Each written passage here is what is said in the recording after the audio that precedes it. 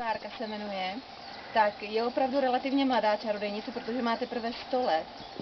A když si ji prohlédnete, tak vidíte, že ráda se findí, má krásnou sukénku, krásné vlásky upravené a košťátko. Košťátko je velice výkonné, samo vám to předvede.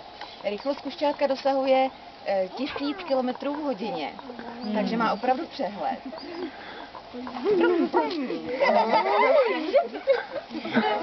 Tak. Každý máš na takovou metro? Na pár tisícovečka? Byla. Byla. A musím vám ještě prozradit tady na tu mladou čarodejnici, že strašně ráda zavírá zlobivé děti k sobě do sklepa.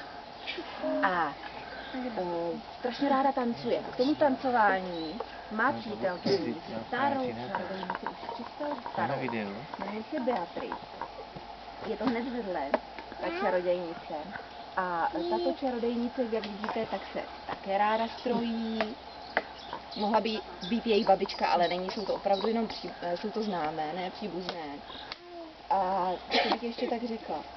Navzájem si pomáhají, protože ta první čarodejnice ty děti chytá, zatímco ta druhá ty děti žere.